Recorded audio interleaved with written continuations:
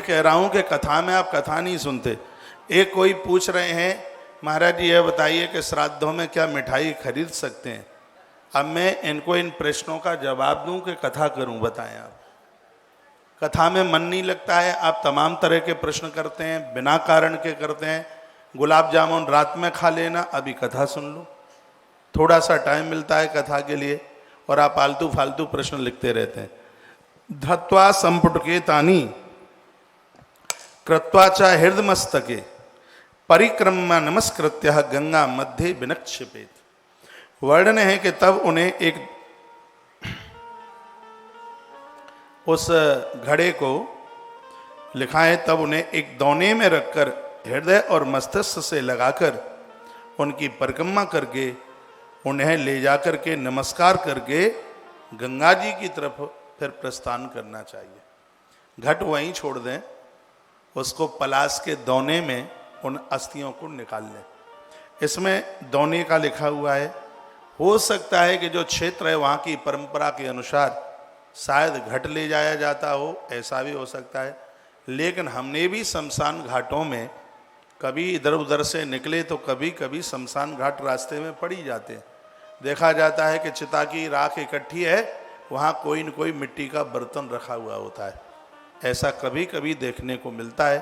तो इसमें तो आप अपनी लोक परंपरा के अनुसार देख लीजिएगा। यहाँ तो एक दौने की बात कही गई है, पलाश के दौने में उन अस्थियों को रखकर इन अस्थियों को घर न ले जाया जाए। शमशान घाट से ही सीधे संगम बहुत बढ़िया है इसके लिए। श्री प्रयागराज संगम बहुत बढ़िया है, काशी बहुत बढ़िया है इसके लिए। और यूपी में और एक जगह पड़ती है जिसका नाम है, जो यूपी के लोग मुझे उत्तर प्रदेश के लोग सुन पा रहे हों, वराह पुराण में जिसका बड़ा नाम और बड़ी महिमा का वर्णन किया है। एटा से आगे एक जगह है कासगंज। कासगंज से आगे एक है सोरों, वर्तमान समय में बोलते हैं, ग्रंथ में उसका नाम है सूकर क्षेत्र। ये वही स्थान है गोस्वामी तुलसीदास जी महाराज ने अपने गुरु नरहरिदास जी महाराज जी से रामायण यहीं पढ़ी थी, यहीं सुनी थी। इसको सूकर क्षेत्र कहते हैं। और वहाँ पर अस्थियों का विसर्जन होता है, हड्डियों का। वहाँ पर भी गंगा जी हैं, बरेली को रोड जाती है, बिल्कुल वही ऑन रोड पर माँ भगवती गंगा, और वहाँ पर अस्थियों का विसर्जन, ऐसा बारहा पुराण के अंतर्गत।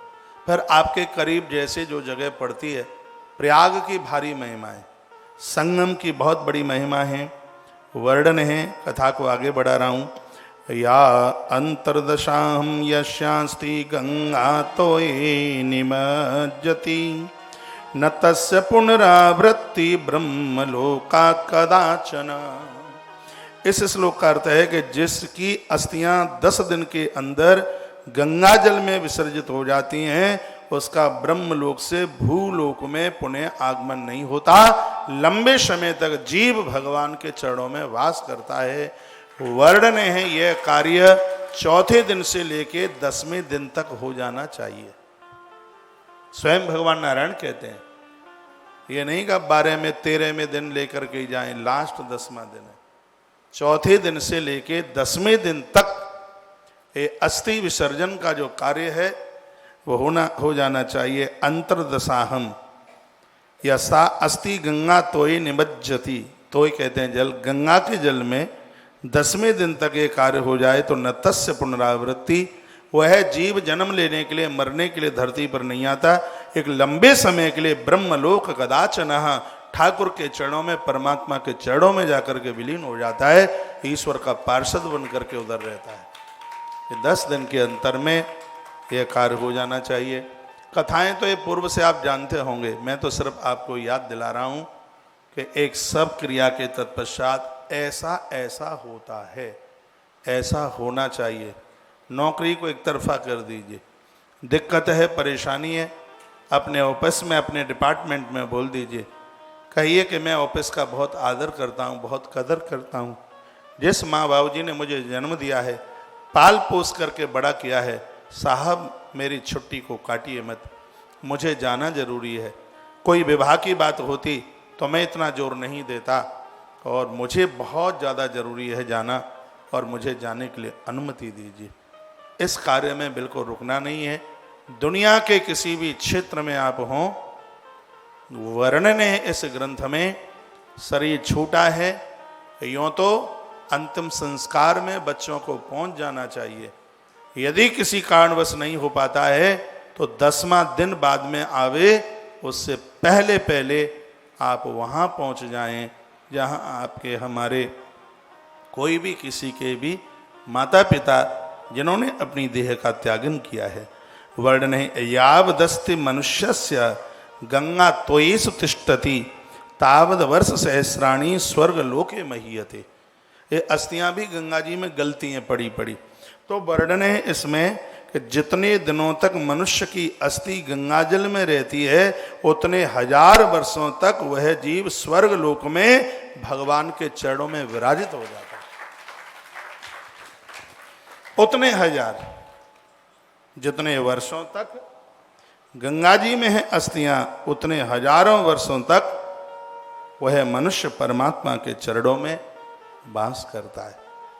इसलिए हर व्यक्ति को यह चाहिए कि जिसका शरीर छूटा है, माता पिता कोई भी हो, उनकी अस्थियां गंगा जी में पहुंचनी ही चाहिए, जानी चाहिए। वर्णन है गंगा जलोर्मि संस्पृश्य मृतकम पवनो यदा। देखिए एक बात कही कि वृद्धावस्था में तीर्थों में रहो, और इस ग्रंथ में भी लिखा है कि वानप्रस्थ जीवन तीर्थ में निकालो। क्यों? इसलिए निकालो क्योंकि गंगा यमुना इन नदियों की हवा चलेगी और मृत्यु के समय पर यदि किसी व्यक्ति को स्पर्श कर जाए तो प्राण छोड़ने में उसको किसी भी प्रकार का कष्ट नहीं होगा, दिक्कत नहीं होगी। इसलिए यहां वर्णन किया है गंगा जलेर्मि संस्पृश मृतके पवनो यदा। जो आदमी मरने के लिए जा रहा है, इस श्लोक में लिखा है जो स्त्री पुरुष मृत्यु की स्थिति में है और अचानक गंगा जैसी पवित्र नदियों की चलती हुई हवा उसके शरीर से आकर के छू जाए, शरीर से टकरा जाए और उसी समय उसके प्राण निकल रहे हों, तो मृत्यु के समय पर उसको किसी भी प्रकार का कष्ट नहीं होगा। ये महिमा गंगा आदि पवित्र नदियों। गंगा को मैंने इत्यादि शब्द नहीं बोला है, गंगा को मैंने आदि शब्द बोला है। गंगा निर्जीव नहीं है, गंगा सजीव है। गंगा पावन है, गंगा पवित्र है। गंगा इस जीव का उद्धार करती है, गंगा कल्याण करती है। गंगा ईमान है, गंगा समाधान है। गंगा आचार है, गंगा विचार है, गंगा त्याग है और गंगा हमारा समर्पण है, हमारे जीवन का सर्वस्व है। वो माँ भगवती गंगा। शिव महापुराण में लिखा है गंगा गंगेत ब्रूयातम। हजारों हजारों कोश योजन से माँ भगवती गंगा का नाम ले लिया जावे तो भैया पूरे दिन भर के पाप हैं सिर्फ गंगा नाम उच्चारण करने से ही मुक्त जीव हो जाता है। जब उसकी अस्थियां गंगा जी में पहुंच रही हों, देवता अंबर से फूलों की वृष्टि करते हैं। इसी कार्य के लिए एक पुत्र की जरूरत होती है। यावद अस्ति मनुष्य गंगा तो ये सुतिष्ठति। मनुष्य की हड्डी गंगा जी के जल में जब तक रहेगी तावद वर्ष सहस्राणी स्वर्ग लोके महीयते। उतने 1000 वर्ष तक वह जीव भगवान के चरणों में वास करेगा। ऐसा भगवान नारायण देव बोले, कहा मेरे चरणों से निकली हुई गंगा बहुत पावन है, बहुत पवित्र है और वह जीव का कल्याण करती है। आराध्य तपसोग्रेण गंगा देवी भगीरथ। ये पूरी धरती राजा भगीरथ की ऋणी है, भगीरथ की कर्जदार है। भगीरथ ने इतना तप करके माँ भगवती गंगा को जगत उद्धार के लिए धरती पर उतार दिया। गंगा धरती पर न होती तो जीव का मुक्त होना बड़ा मुश्किल होता। माँ भगवती गंगा बड़े बड़े अपराधियों का तारण कर रही है। आप मुझे बहुत ठीक से सुन पा रहे हैं। कोई भी घर ऐसा ना हो जिस घर में गंगा जल ना हो। गंगा जल बाल्टी में पानी में डाल दें तो पानी का दोष समाप्त हो जाता है। वृद्धा अवस्था में किसी बुजुर्ग के मुख में 2 चम्मच गंगा जल तुलसी पत्र के साथ डालें, वह मृत्यु का कष्ट नहीं भोगता। भगवान शंकराचार्य कहते थे कि उसका तो मनुष्य जीवन लेना ही व्यर्थ हो गया जिसने जिंदगी में कभी गंगा का आचमन नहीं किया। आप में सैकड़ों लोग ऐसे हैं जिन्होंने 6-6 साल से गंगा का आचमन नहीं किया होगा, वो आपको पता है। घर में गंगा जल होते हुए भी गंगा का आचमन नहीं कर पाते। करते हैं तो अपने आप को पूछ लें, हाथ उठाने की जरूरत नहीं है। ऐसा गंगा जल है पूरे जीवन भर जिसमें कभी कीड़ा नहीं पड़ता। गंगा जल विदेश ने मांग की थी कि हिंदुस्तान का जितना गंगा जल है उसका विक्रय कर दो, हमें दे दो। गौमूत्र के लिए उन्होंने मांग की। हम बड़भागी लोग हैं, हम भारतवासी। जिस समय मैं पहली बार परदेश विदेश के लिए जा रहा था, 2006 की बात है, कहा गया था कि तुम वहीं रह गए तो क्या होगा फिर। मैंने कहा हाँ, मैं परदेश में रह सकता हूं यदि मुझे कुछ चीजें परदेश में मिल जाएं तो। पूछा गया क्या? मैंने कहा मेरे गिरिराज प्रदेश में मिल गए तो मैं वहीं रह जाऊंगा। मेरे कामता नाथ मुझे प्रदेश में मिल गए तो मैं वहीं रह जाऊंगा। और मैंने कहा मेरी माँ भगवती गंगा मुझे वहां मिल गई तो मैं वहां रह जाऊंगा। उन्होंने कहा ये वहां नहीं मिल सकते। मैंने कहा तो मैं भी वहां नहीं रह सकता, मैं भारत लौट करके आऊंगा।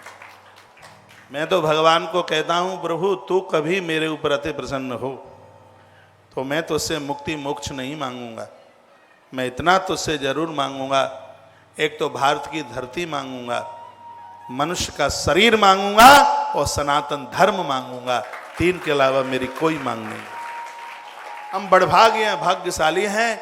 हम उस भारत में जन्मे हैं जहां मां भगवती गंगा किल किल कलरव की आवाज करती है, भगवान बद्रीनाथ का चरण अभिषेक करती है। हम उस भारत में जन्मे हैं। हम और आप बड़भागी हैं, भाग्यशाली हैं। आदि शंकराचार्य भगवान के शब्दों में बोल रहा हूं, कड़े का पीता। भले ही आप एक आचमन करें, थोड़ा मुख में जल गंगा जल डालें, आज से संकल्प ले लीजिएगा एक भी दिन ऐसा न निकले जिस दिन आपके कंठ में गीलापन गंगा जल के द्वारा ना हो। भगीरथ राजा को हम वंदन करते हैं, प्रणाम करते हैं। भगवान नारायण देव की आंख में आंसू आ गए और ये शब्द बोलते हुए गरुण देव ने पूछा आप रो क्यों रहे हो? भगवान ने कहा मुझे भगीरथ याद आ गया। आराध्य तपशोग्रेण गंगा देवी भगीरथा उद्धारार्थ पूर्व जानाम आनियन ब्रह्म लोकथा।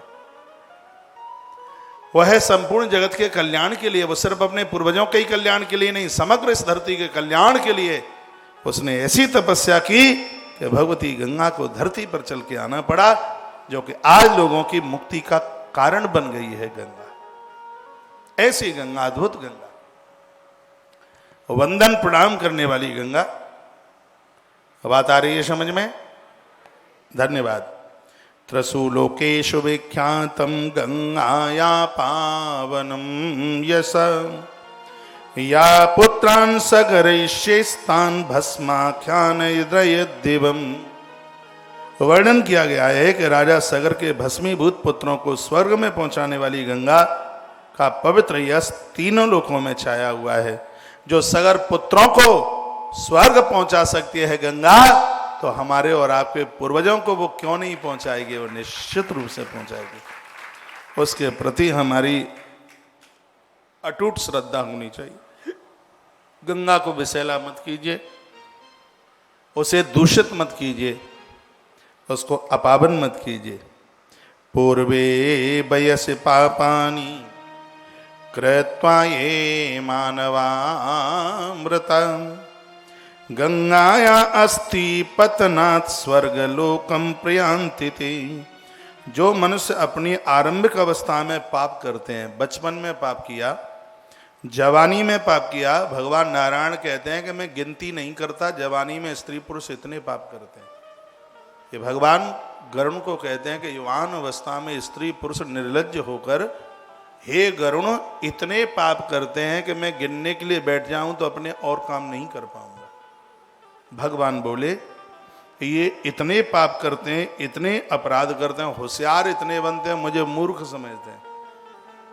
इनको तो लगता है कि इन्हें कोई देख ही नहीं रहा। हे गरुण, ये जो भी कुछ करता है मेरे 14 मेंबर इसको देखते हैं। भगवान बोले धरती देखती है, दिशाएं देखे आकाश, सूर्य और चंद्रमा, धर्म, संध्या, प्रातः है, ये सब उसको देखने वाले हैं। भगवान बोले, भगवान ने कहा कि जो मनुष्य अपनी आरंभिक अवस्था से लेके जवानी तक ढलती ही वृद्धा अवस्था तक जितना भी अपराध पाप करता है, मरने के बाद यदि उसकी अस्थियां गंगा जी में विसर्जित कर दी जाती हैं तो वह अपराधों से मुक्त होता हुआ वह स्वर्ग लोक के लिए चला जाता है। ऐसा भगवान बोले हैं। ये श्लोक बोले देता हूं। पूर्वे वयस पापानि कृत्वा ये मानवामृता, बचपन से ही करने वाला अपराध पाप करने वाला ये मानवामृता, अपराध करता हुआ मनुष्य मौत को प्राप्त होता है। तो गंगा या अस्थि पतना स्वर्ग लोकम प्रयांति थे, यदि उसका पुत्र उसका कोई अपना उसकी हड्डियों को अस्थियों को ले जाके गंगा जी में पधरा देता है तो वह जीव स्वर्ग लोक की यात्रा करता है। ऐसी अद्भुत बात भैया कह दी है। तो यह बात ठीक से अपनी धमनियों में रखना कि माता पिता का देहावसान, उसमें जो जो बातें बताई गई हैं इस तरीके से की जावे और अस्थियों का विसर्जन गंगा जी में ही हो। सबसे पहले नंबर पे गंगा जी, भले ही तुम 2000 किलोमीटर दूर रहते हो, अस्थि विसर्जन गंगा जी में ही कराइए। पहले नंबर पर तो गंगा जी है। जिस माता पिता ने तुम्हें सब कुछ इतना दिया तो उनके लिए 10-5 हजार रुपया खर्च हो जाए गंगा जाने के लिए तो कोई आफत नहीं है। ऐसी खर्चा दे करके, समय दे करके वहीं पधरा देते हैं। यहीं कोई अगल बगल में कोई नदियाँ हो, सरोवर हो, पधराए दो, वहीं में ले जाएगा। नहीं, कभी नहीं। फर्स्ट नंबर, पहले नंबर पर माँ भगवती गंगा है। गंगा जी के किनारे जाइए और गंगा में भी श्री प्रयागराज जी, त्रिवेणी का तट, हाँ, भारी महिमाएं भैया। तो जो मनुष्य अपनी आरंभिक अवस्था में पाप करते करते जवानी बीतने पर वृद्धावस्था तक आते आते अतिशय पाप करते करते मौत को प्राप्त होते हैं, इतना उनका कहीं पुण्य है कि उनके घर में ऐसी संतान पैदा हुई है जिसने माता पिता की अस्थियों को गंगा जी में विसर्जित किया। और भगवान कहते हैं, मैं दावे के साथ कहता हूं, स्वर्ग लोकम प्रयांत थे, वह लोग स्वर्ग लोक के ही लिए प्रस्थान करते हैं। उनका खाता वहीं देखा जाता है, उनका रजिस्टर वहीं खोला जाता है, स्वर्ग लोक वह जाते हैं। अस्थियों के विसर्जन की महिमा ये चल रही है। पहले तो अस्थि संचयन की बात आपने सुनी कि अस्थियों का संचय कैसे, उसमें से कैसे छांटें, कैसे बीने, एक एक निकालने छोड़े नहीं। उसमें कुछ गांवों की भाषा में उसको फूल चुनना कहते हैं।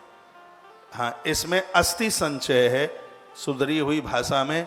इसमें पूरी राख को ऐसे हाथ से मल मल के कहीं कुछ उसमें रह ना जाए,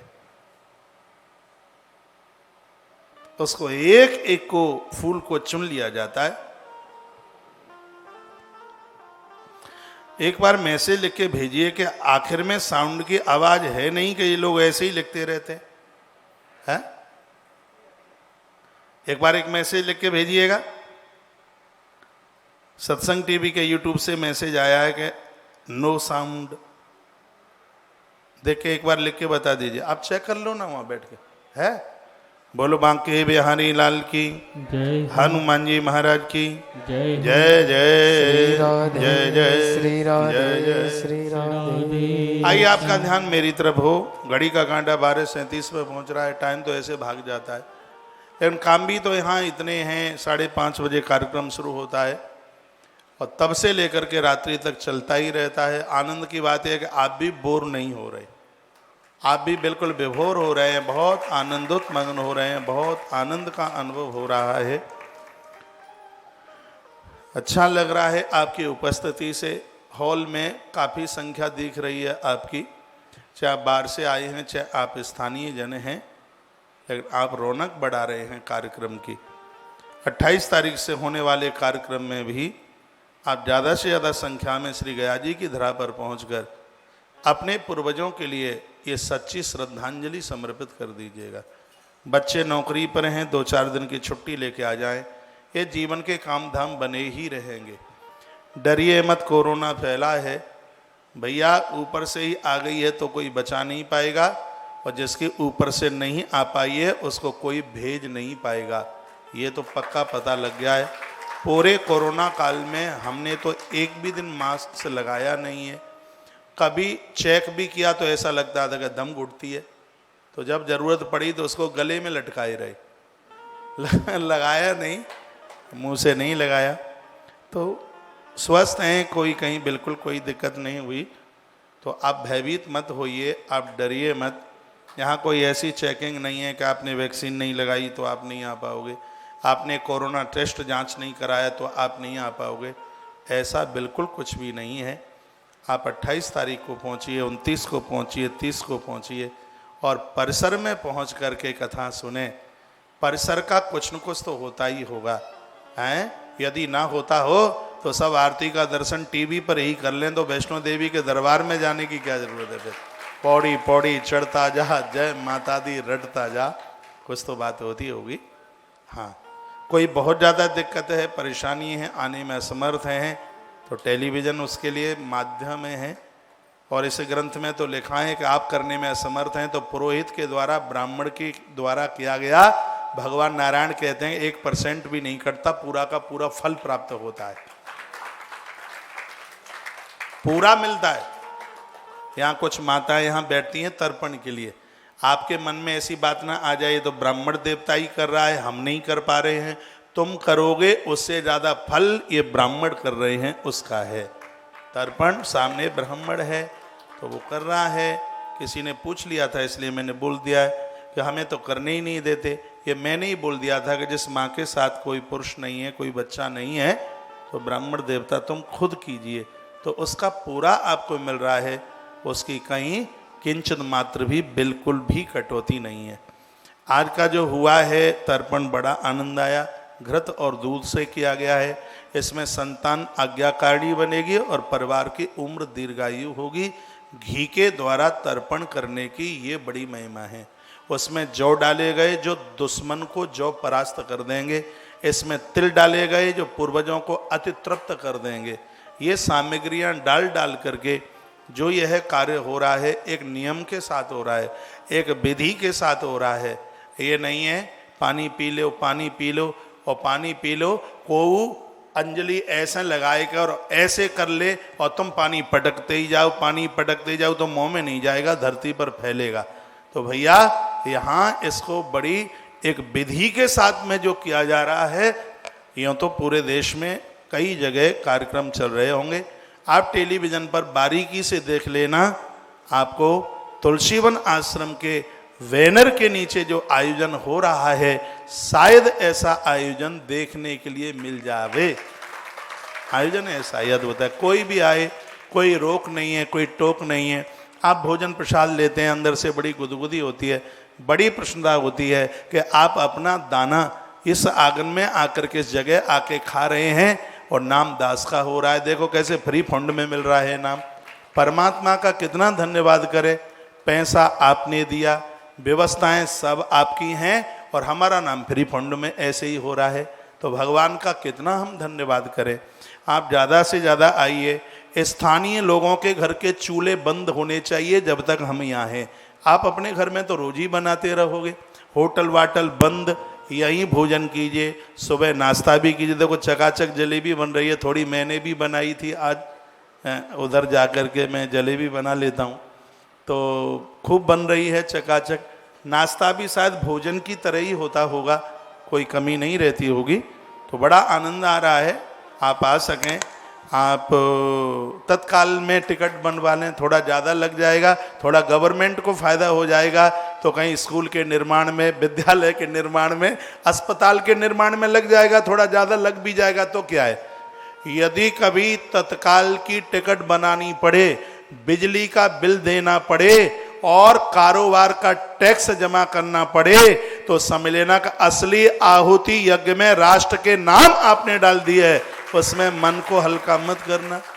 मुझे आश्रम से फोन आया, कहा महाराज जी 1,53,000 रुपए का बिल आ गया है। मैंने कहा बिजली जलाई होगी इसलिए आ गया है, तो अब क्या करना है, किसी से फोन करवा दो। मैंने कहा मैं काहे को फोन करवा दूं, मैं तो ये कहूंगा कि 1,53,000 में से 2 रुपया भी कम मत करना। ये समझ लो कि राष्ट्र के नाम आहुति डल रही है, तुम बिल जमा नहीं करोगे तो बिजली की व्यवस्था कहां से होगी, सड़कें कहां से बनेंगी। ऐसा कह करके अपने आप को समझा लीजिए राष्ट्र हितैषी बनिए। अब तत्काल में थोड़ी देर के लिए तो लगता है 150-200 रुपया ज्यादा चला गया, लेकिन ये ज्यादा चला गया है इसलिए तो अच्छी अच्छी रेलें मिलेंगी बैठने के लिए, इसलिए तो अच्छे अच्छे कोच मिलेंगे बैठने के लिए। कभी भी फ्री मन चलिए, बिना टिकट के मन चलिए, तभी तो देश की ग्रोथ बढ़ेगी। थोड़ा ज्यादा चला गया है तो ये कहकर के शांत हो जाइए कि राष्ट्र के यज्ञ में हमें भी एक आहुति डालने का मौका मिल गया है। आप पधारिए, आप आइए।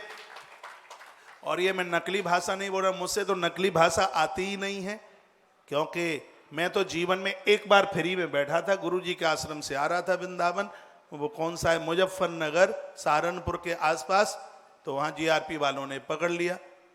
जेब में थे 35 रुपया, जेब कट गई, रिक्शे में बैठे थे, गुरुजी के यहाँ से आ रहा था तो पकड़ा गया। और उसके बाद में फिर दोबारा आज तक फ्री में बैठने की कोशिश करी नहीं है, तब समझदारी नहीं थी। बोलिए बांके बिहारी लाल की। आप अवश्य में श्री गया जी की धरती पर पधारिए। और मैं ये आपको निवेदन कर दूं, यहाँ का जो तर्पण चल रहा है, गीता पाठ, श्रीमद् भागवत जी का पाठ चल रहा है, 28 तारीख से फिर एक मूल पोथी आरंभ होने वाली है। ईश्वर ने आपके ऊपर कृपा की है, आपको दिया है, तो ये पोथी बहुत जल्दी पूरी हो जाएंगी। 2 ही दिन हमारे पास में रह गए हैं। आज ही आप अपना नाम आश्रम के नंबरों पर लिखा करके गोत्र सहित अपना नाम लिखा दीजिएगा। और एक सूचना मैं और आपको और दूंगा, यहाँ के आसपास के जो गांव हैं, एक गाड़ी भर करके 9वीं तिथि में, ये माताओं के लिए बहुत ज़्यादा विशेष है, 9वीं तिथि को ऐसी माताएं जिनका पति धरती पर नहीं है और वे हैं, विशेष तर्पण है उस दिन का। और उस दिन तुलसीवन आश्रम यहाँ के आसपास के गांवों में दुनिया भर की साड़ियां बांटने के लिए निकलेगा, तो यह मौका आप न चूक जाना। पैसा आपके पास होगा, कौशिक महाराज की ये व्यवस्था आपके पास नहीं होगी, आप कहाँ खर्च करेंगे, आप कहाँ देंगे। ये हम 9वीं तिथि को, आज पंचमी हो गई है, 4 दिन रह गए हैं, 5 साड़ियों के लिए 1,000 रुपये की व्यवस्था करके, और उससे ज़्यादा भी कर सकते हैं, कम भी कर सकते हैं। देख लो घर में जितनी माता है उतना कर लो, एक सासू के नाम कर लो, एक बड़ सासू के नाम कर लो, एक मम्मी के नाम कर लो, एक चचिया सासू के नाम कर लो, एक तैया सासू के नाम कर लो। बहाने तो बहुत हैं करने के लिए, तो आपके यहाँ से 5-5 साड़ी, इससे कम भी और ज़्यादा भी जो भी आप कर सकते हैं। 4-4 साड़ी 1,000 में 4 ही आ पाएंगी, क्योंकि यहाँ वृंदावन से थोड़ी महंगी है, 50 रुपया ज़्यादा, पता लगा लिया है। वहाँ 1,000 में 5 आ जाती, यहाँ तो 4 ही आ पाएंगी। तो 4 कोई कम नहीं होती हैं, 4-4 कर लो। 5 ही करनी है तो 1250 का सहयोग कर लो। थोड़े थोड़े से ये कार्यक्रम भी बहुत अच्छा हो जाएगा। गरुड़ पुराण में महिमा पढ़ ली है, अनाउंस कर दिया, नहीं तो पिछले 8 प्रोग्राम में तो किया नहीं, लेकिन अब के मानेंगे नहीं, बिना करे तुम नहीं करोगे तो भी करके जाएंगे। लेकिन मुझे पता है आप करेंगे, आप मान ही नहीं सकते, आप करेंगे। मेरी वाणी में ईमान है तो आपकी पॉकेट का बटन खुला ही रहेगा, वो बंद नहीं होगा। 14 चतुर्दशी को कभी भी पूर्वजों में कभी भी कोई आत्महत्या करके किसी की यदि मृत्यु हुई है, अकाल मृत्यु हुई है, उसके लिए एक दिव्य भंडारा गांवों में पहुंच करके, और यहाँ भी उस दिन एक विशेष तर्पण की व्यवस्था, उसकी विधि व्यवस्था में आगे बता दूंगा। लेकिन 9वीं के दिन साड़ी में, इस वस्त्र वितरण में भी आप उसके सहयोगी, जिस दिन जो तिथि पड़ती है उस दिन का तर्पण, उस दिन का भंडारा, तुलसीवन आश्रम के नंबरों पर अपना नाम लिखाते हुए ये आनंद आप कमा लें। ये बहुत बड़ी बात हो जाएगी, बहुत बड़ी आनंद की ये बात हो जाएगी। इस तर्पण के साथ आपको जो जुड़ने का ये सौभाग्य प्राप्त हो रहा है, कमाल हो जाएगा।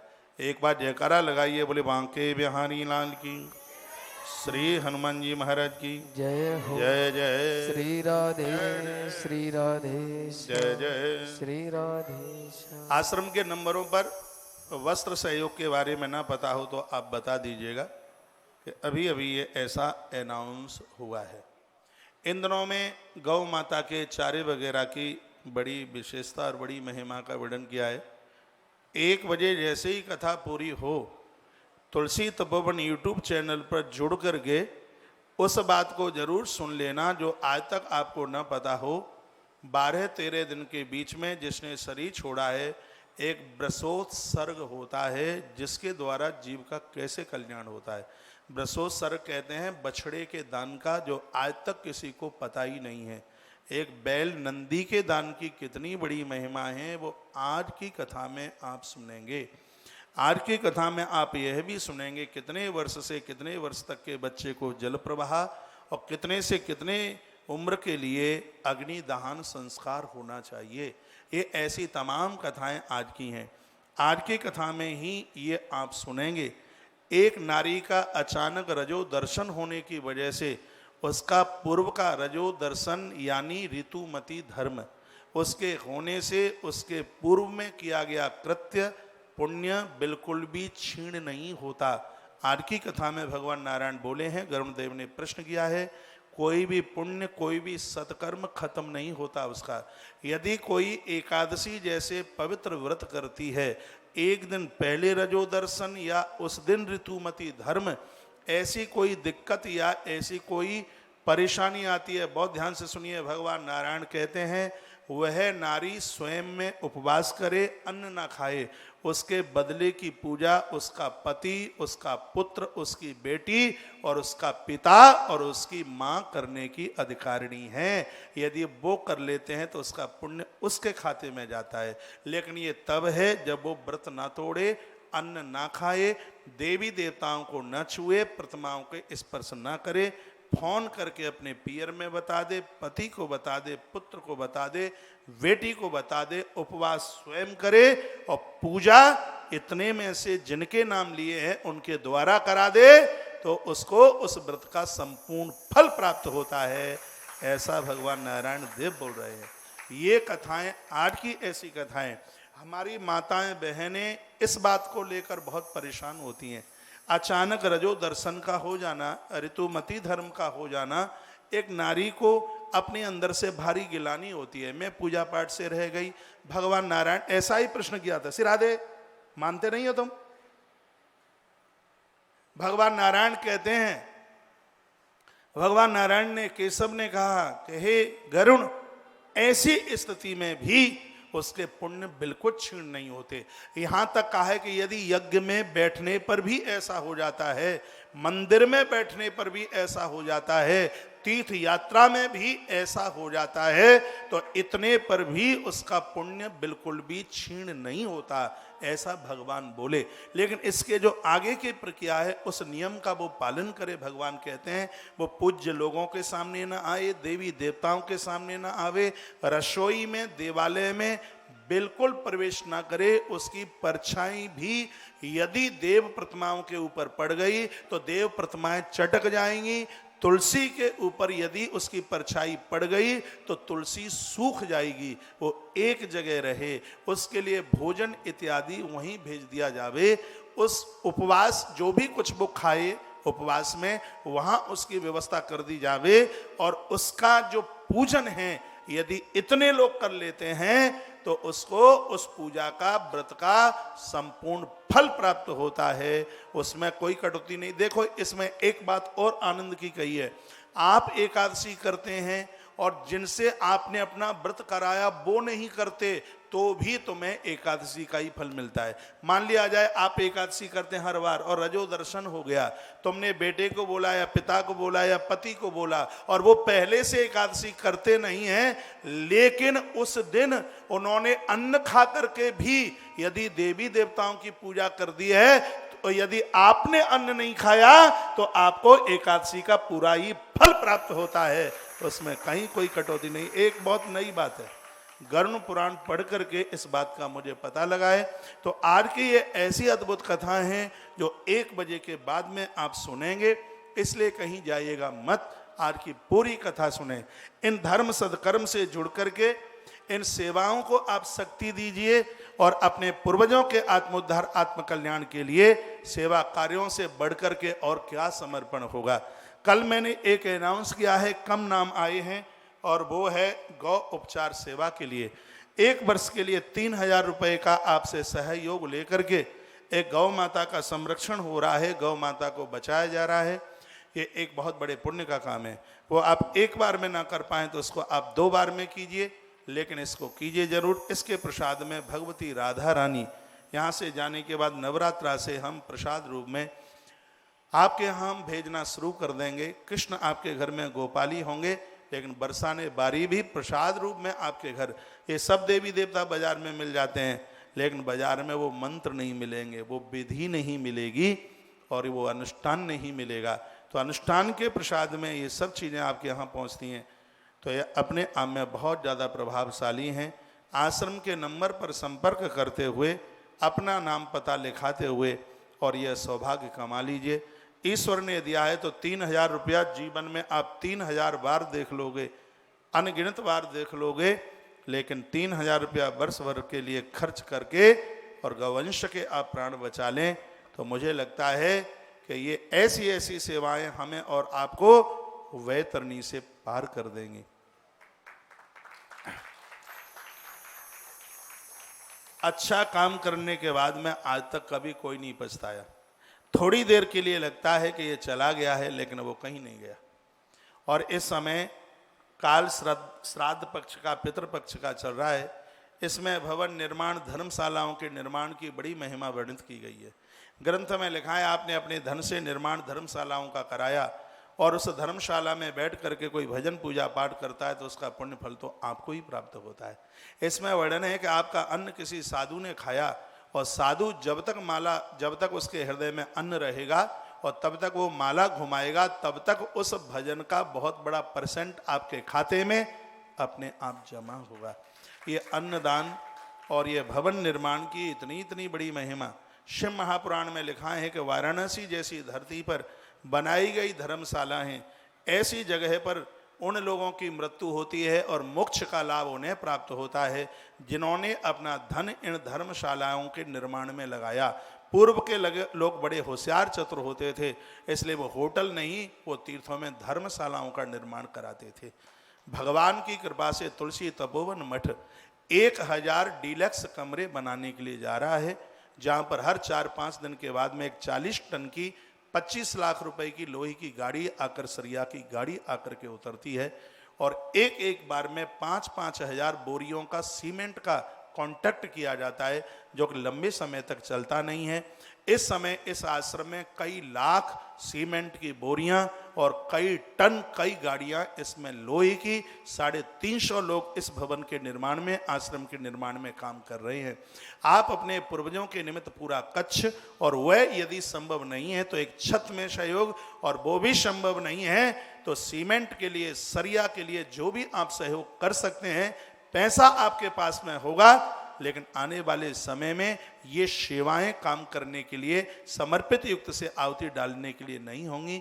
आप कच्छ का निर्माण नहीं कर सकते हैं तो आप अपनी श्रद्धा के अनुसार जो आपसे बनता है इसमें आप आहुति डालिए। यहाँ वृद्धजन रहेंगे, भजन वो करेंगे, बिहारी जी का दर्शन वो करेंगे, उसका एक बहुत बड़े पुण्य का भाग आपके खाते में जा रहा होगा। यहाँ ब्रह्मचारी यहाँ मंत्र पढ़ेंगे, यहाँ हवन और यज्ञ होंगे, उसका पुण्य और फल आपके खाते में जाएगा। दास कुछ ही वर्ष कथा करेगा और यहीं रह करके पूरी दुनिया को कथाएं सुनाई जाएंगी, तो उसका फल भी उन लोगों को जाएगा जिनके द्वारा इस कार्य में अंशदान प्रदानित किया गया है। ईश्वर ने आपको आपकी जरूरत से ज्यादा दिया है, तो आप जितना भी ज्यादा से ज्यादा, थोड़े से थोड़ा जो भी आप कर सकते हैं, आज पंचमी के इस भावी श्राद्ध तर्पण में, जहां धर्मशाला के सहयोगों का वर्णन गरुड़ पुराण के अंतर्गत किया गया, और मैं पूर्व से ही सोचे हुए था कि पंचमी के दिन मैं मठ के लिए मैं जरूर यह अनाउंस करूंगा। वैसे श्राद्ध के 16वें दिन अपने आप में बड़े पावन हैं, पवित्र हैं। जो भी आपसे जो बनता है, 1 फीट के निर्माण के लिए इतना लग्जरी है बन रहा है कि 1.25 फीट की हमने इसकी सहयोग राशि 2150 रुपया रखी गई है। उस हिसाब से 5 फीट, 10 फीट, 25 फीट जैसे भी आपसे बनता है, उस हिसाब से आप कीजिए। 5100 रुपया, 11,000, 21,000 रुपया, 21,000 रुपया, 11,000 रुपया, यहाँ से लेकर के इसमें जितने भी सहयोग हैं उनके हम क्रमबद्ध उनके नाम भी लिख रहे हैं। हमारी वेबसाइट पर ये नाम मिलेंगे। व्यवस्था होने पर इस परिसर में भी इन पवित्र नामों का अंकन होगा। जब आपके घर के लोग वहाँ पर जाएंगे तो उन्हें यह लगेगा कि हमारे पूर्वज इतना बड़ा काम करके गए हैं। जिन लोगों की 51,000 रुपए की आहुति इसमें होती है, यहाँ से उनको एक ग्रीन कार्ड मिलेगा। जब जब आप यहाँ इस आश्रम में आते हैं, आपकी बढ़िया से बढ़िया व्यवस्था की जाएगी। तो इसमें आप अवश्य में जुड़िए। 51,000 रुपये आप एक बार में नहीं तो आप 2 बार में कीजिए। यहाँ के प्रमुख ट्रस्टी के रूप में आपको घोषित किया जाएगा। तुलसी तपोवन इस मठ के लिए आपका 51,000 रुपये का सहयोग एक बहुत बड़ा सहयोग होगा। इस हिसाब से आप करें और इस कार्य से आप न चूकें। आश्रम के सभी नंबर चालू हैं। यमुना एक्सप्रेस के प्रमुख हाईवे पर यह आश्रम बनने के लिए जा रहा है।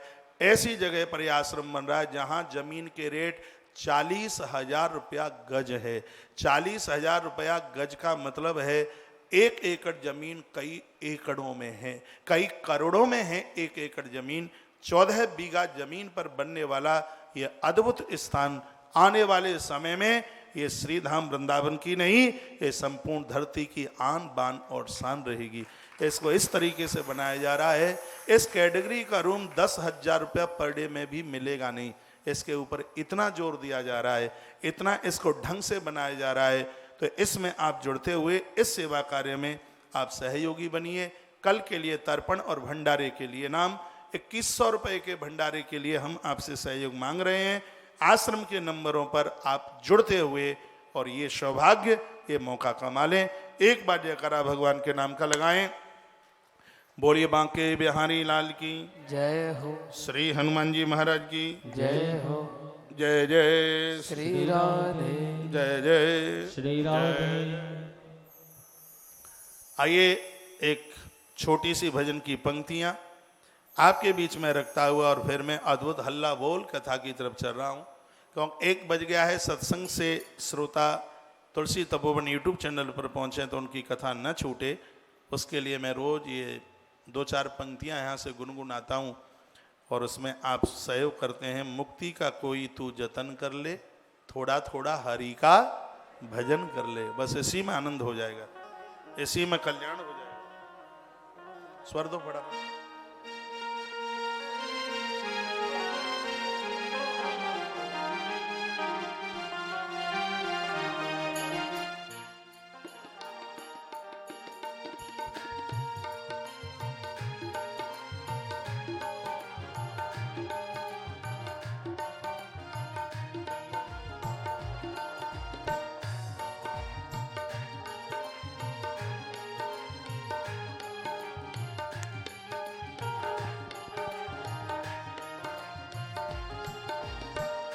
मुक्ति का कोई तो जतन कर ले, मुक्ति का कोई तो जतन कर ले। रोज थोड़ा थोड़ा हरि का भजन कर ले, रोज थोड़ा थोड़ा हरि का भजन कर ले। मुक्ति का कोई तो जतन कर ले, कोई जतन कर ले। रोज थोड़ा थोड़ा हरि का भजन कर ले, रोज थोड़ा थोड़ा हरि का भजन कर ले। जय हो।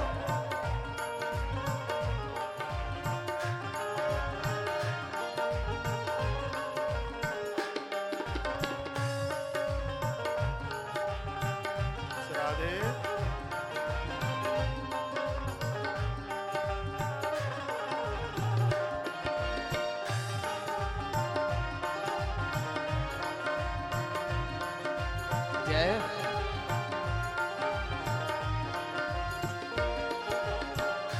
भक्ति करेगा तो बड़ा ही सुख पाएगा, भक्ति करेगा तो बड़ा ही सुख पाएगा।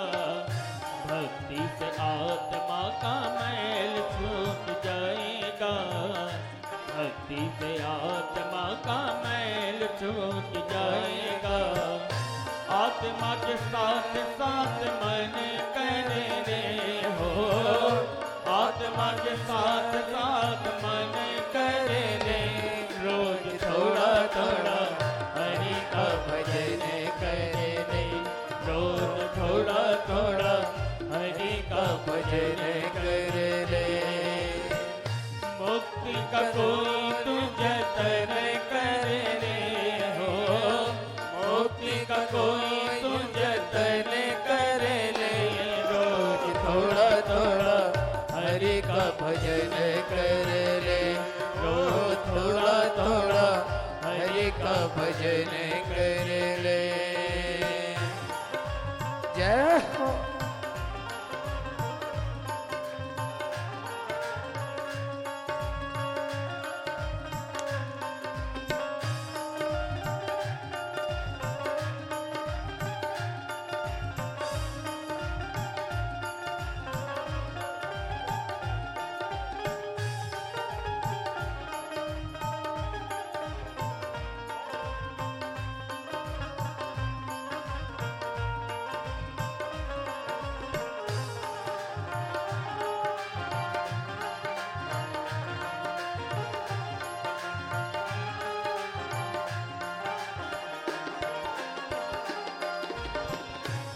सत्संग करे अच्छे लोगों की, संगत करे अच्छे लोगों की, दवा मिल जाएगी सभी रोगों की, दवा मिल जाएगी सभी रोगों की।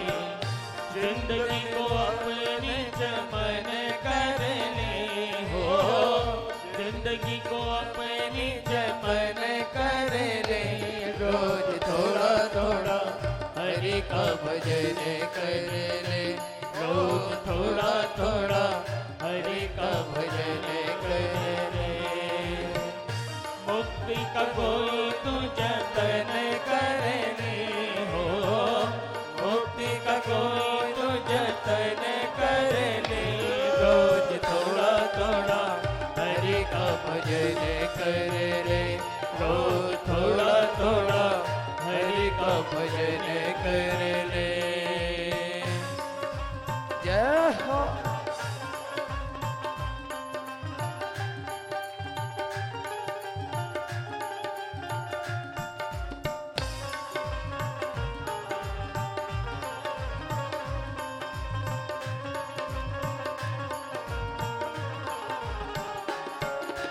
जय हो।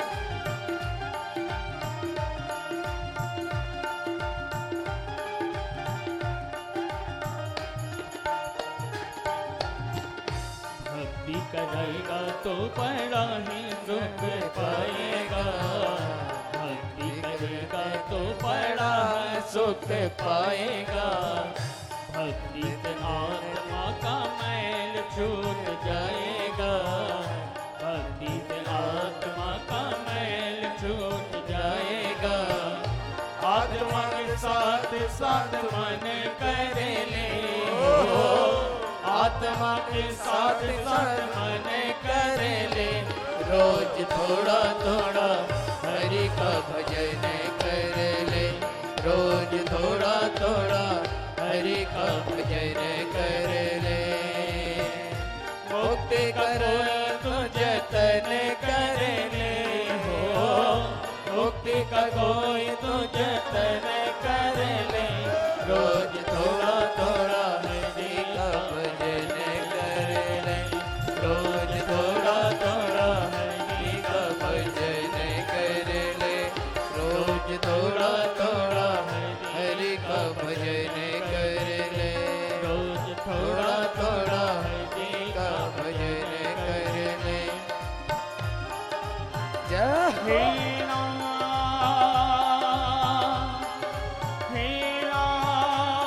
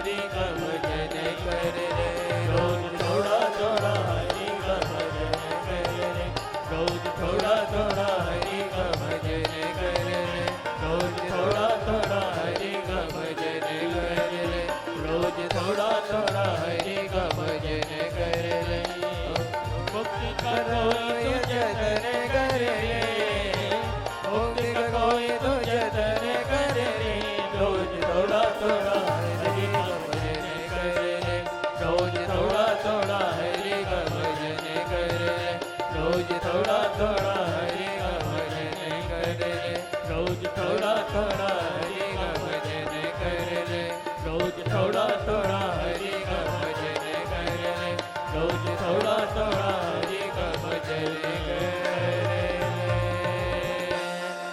बोलिए निकुंज बिहारी लाल की, जय हो, श्री हनुमंत बलवंत महाराज की, जय हो, परम कल्याणमयी गौ माता की जय जय हो। जय श्री राधे, जय जय श्री राधे, जय जय। श्री राधे श्याम। पुनः एकाग्र भाव से बैठिए और वहीं एक बार फिर जुड़े। पूर्वे वयस पापानि कृत्वा ये मानवामृता गंगाया अस्ति पतना स्वर लोकम प्रयांति थे। वर्णन किया गया है कि पूर्व में किए गए अपराध अचानक यदि परिवार का कोई पुत्र है, भाई को भाई का अंतिम संस्कार करने का अधिकार है, लेकिन पिता को पुत्र का अंतिम संस्कार करने का अधिकार नहीं है। इस ग्रंथ में लिखा है, सुनेंगे आप। माइक खोलिए भाई। तो यदि अस्थियां गंगा जी में विसर्जित कर दी जाती हैं तो लिखा है कि स्वर्ग लोकम प्रयांति थे। वर्णन किया है तो वह व्यक्ति स्वर्ग की प्राप्ति करता है। भगवान गरुड़देव ने कहा, इस संदर्भ में कोई प्रमाण? भगवान ने कहा, कच्छिद व्यादो महारण्ये सर्व प्राणी वहिंसका। हे गरुड़देव, वन में एक जंगली बहेलिया रहता था, पशुओं को मारता था, हिंसा करता था। एक दिन की बात थी, संगेन निहतो यावत प्रियाति नरकालयम। एक दिन की बात थी, वो घिर गया और शेर ने उसकी छाती चीर दी, मार दिया उसको। उस व्यक्ति की बहेलिये की मौत हो गई। यमराज ने अपने दूतों को भेजा, इसने भारी पाप किया, अपराध किया। इसको मार मार करके पीठ पीठ तक इसको लेकर के जा रहे थे। हुआ यह है कि गिद्ध ने इसकी एक हड्डी लेकर अपने मुंह में लेकर के वो उड़ पड़ा। गीध उस गरुड़ उस हड्डी को लेकर के वो उड़ पड़ा।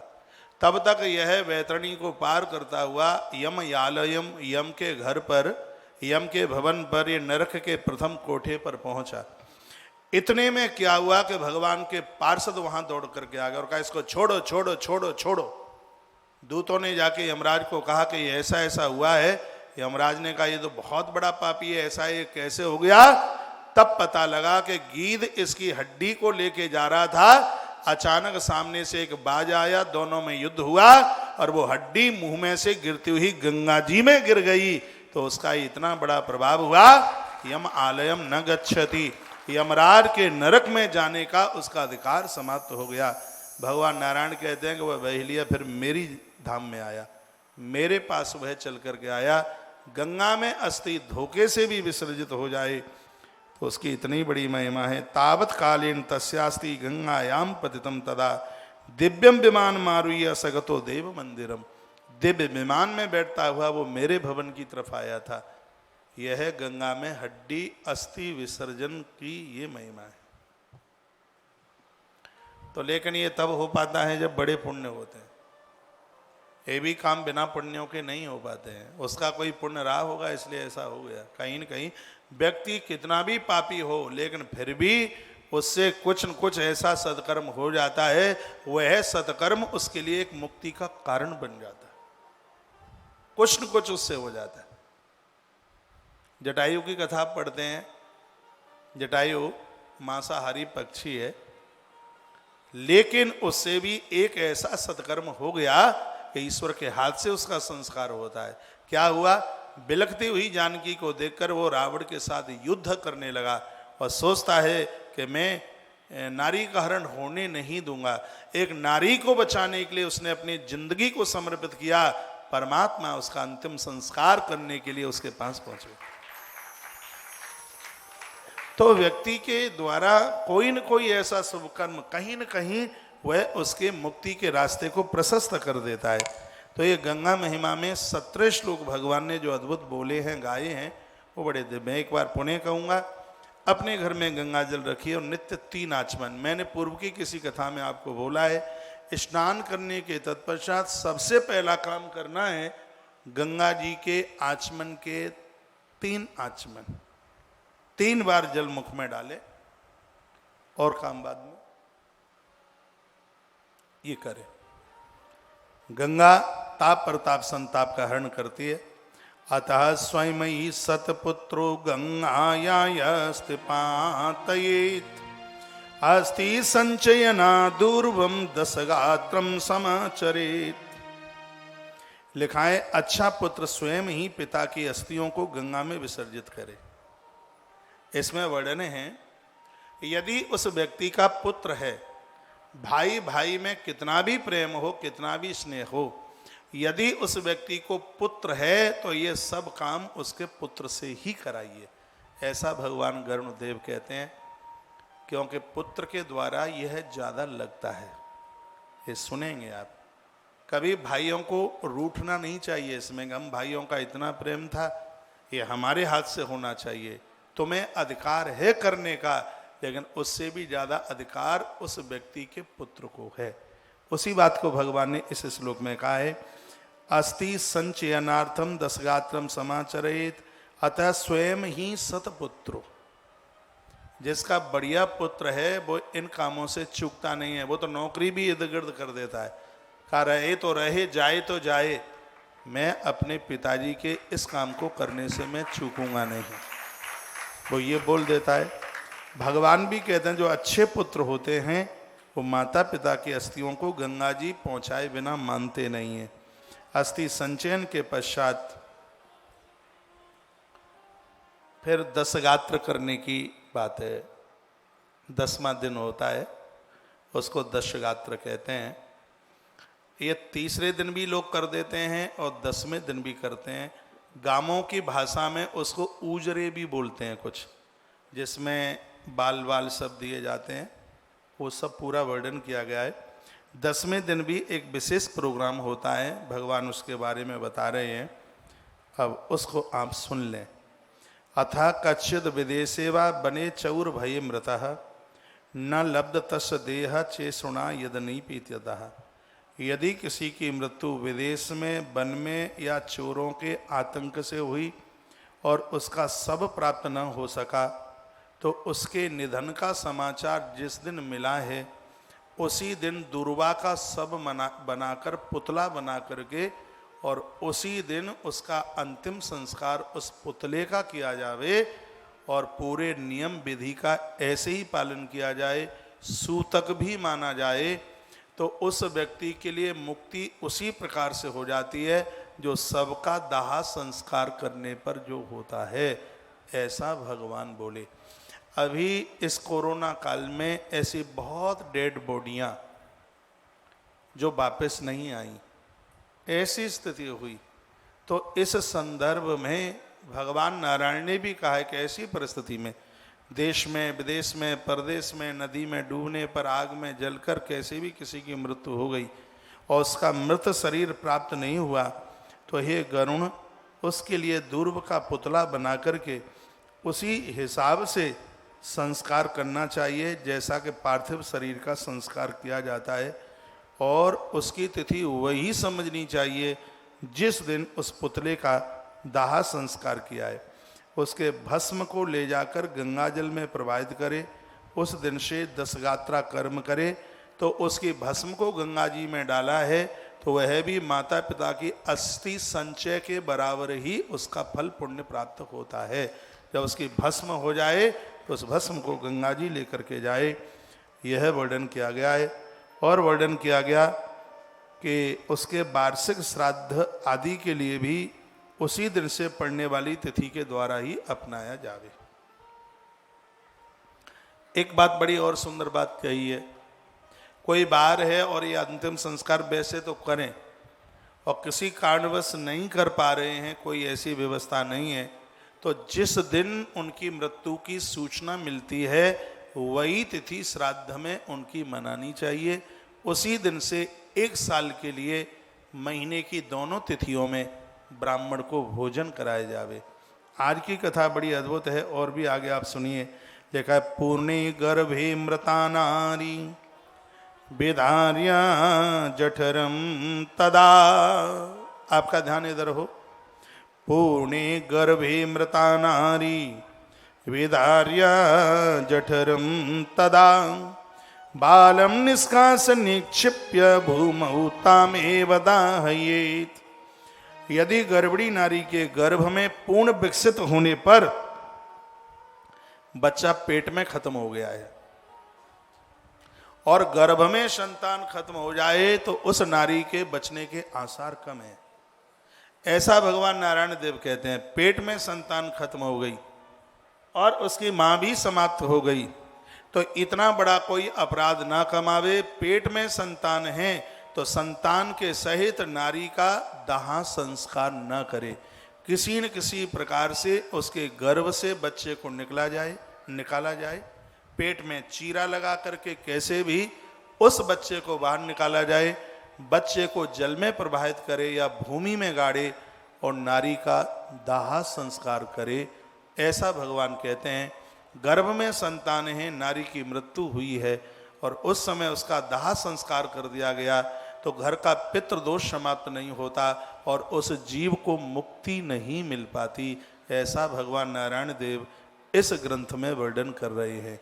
एक बार जयकारा लगाइए, बोले बांके बिहारी लाल की। लिखा है पूर्णे गर्भे मृता नारी, गर्भ में पूरा बच्चा पल गया है। विधार्य जठरम तदा बालम निष्कास निक्षिप्य, कैसे भी संतान को बाहर निकाला जाए। भूमौ तामेव दाययेत, उस बच्चे का अंतिम संस्कार नहीं किया जाता, उसको भूमि में उसको गाड़ा जाता है। अपनी संस्कृति का ये दफनाना शब्द है नहीं, इसलिए हम तो कहते हैं कि उसको जमीन में गाड़ा ही जाता है या फिर उसको जल में प्रवाहित किया जाता है। गंगा तीरे मृतम बालम गंगायामेव पातयेत अन्य देशे क्षिपेद भूमम सप्तविंशतिमासजम। ये भी श्लोक बड़ा अद्भुत है। गंगा के तट या उसके समीपवर्ती स्थान में मृत शिशुओं को नदी में विसर्जित करना चाहिए। जिस जगह पर नदियां नहीं हैं उन बच्चों को धरती में गाड़ने का विधान भगवान नारायण गरुणदेव के माध्यम से बता रहे हैं। गरुणदेव ने पूछा, भगवान ये बताइए कितने वर्ष तक के बच्चे के लिए धरती में या गंगा में प्रवाहित करना होता है? तो भगवान ने कह दिया अन्य देशे क्षिपतो भूमौ सप्तविंशति मास सम। सप्तविंशति कहते हैं 27 को और मास कहते हैं महीने को। 27 महीने तक के बच्चे को जल में प्रवाहित या भूमि में गाड़ने का विधान है। 27 महीने के बच्चे तक का अंतिम संस्कार दाह संस्कार नहीं होना चाहिए। ये लिख लें, जिनको पता नहीं है उनको ये बताने की जरूरत है। ये स्वयं भगवान नारायण का वाक्य है, भगवान केशव की बोली है और इसको गरुण देव सुन रहे हैं। गरुण देवता ने प्रश्न किए हैं और भगवान उसका समाधान कर रहे हैं। जो बात ईश्वर के द्वारा बोली गई है वह बात अपने आप में ज्यादा विशेष है। कहा सप्तविंशति मास जम, 27 मास तक के बच्चे को धरती में गाड़ना और उसको जल प्रवाहित करने की विधि है। भगवान बोले अतः परम दहितस्य गंगायामस्तिने क्षिपेत जल कुम्भस्य दातव्यो बालानामेव भोजनम। और इस बच्चे के लिए 27 महीने तक के बच्चे के लिए क्या करना है ये भगवान बोले। जन्म से लेकर 27 महीने तक लगभग 2.25 साल हो जाएंगे, इतना ही होगा। 12 दूनी 24, 12 के आधे 6, 6 के आधे 3, 24, 3, 27, हाँ 2.25 साल ही होती हैं। 2.25 वर्ष तक के बच्चे के लिए ये विधान बताया। लिखा है किंतु उससे अधिक के बालक का दाह संस्कार होना ही चाहिए। उसकी अस्थियां गंगा जी में विसर्जित होनी ही चाहिए। जल से भरा हुआ घड़ा प्रदान करें ब्राह्मणों को और केवल बालकों को ही भोजन करावें। ब्राह्मणों के बच्चे भी छोटे छोटे बच्चे हों, बच्चों की मृत्यु हुई है तो भोजन में ब्राह्मण के बच्चे ही होने चाहिए, ऐसा भगवान नारायण देव बोल रहे हैं। जब वो भोजन करके जावें तो उस छोटे बर्तन में या तो उसमें जल मीठा जल भर के दे दें, व्यवस्था है, तो उन घड़ों में अन्न भर करके दक्षिणा रूप में दे दें। जो बहुत सी चीज़ें होती हैं देने के लिए, छोटे बच्चों की मृत्यु के लिए इतने से ही काम हो जाता है। 2.25 वर्ष तक के बच्चे के लिए इतना बताया गया। गर्भे नष्टे क्रिया नास्ति दुग्धम देयमृते शिशौ घटम च पायसम भोज्यम दद्यात् बाल विपत्तिषु। गर्भ के नष्ट हो जाने पर, अर्थात गर्भ में ही भ्रूण नष्ट हो गया है, उसकी कोई क्रिया नहीं की जाती। जो गर्भ में नष्ट हो गया है 12 घंटे का सूतक समझना चाहिए।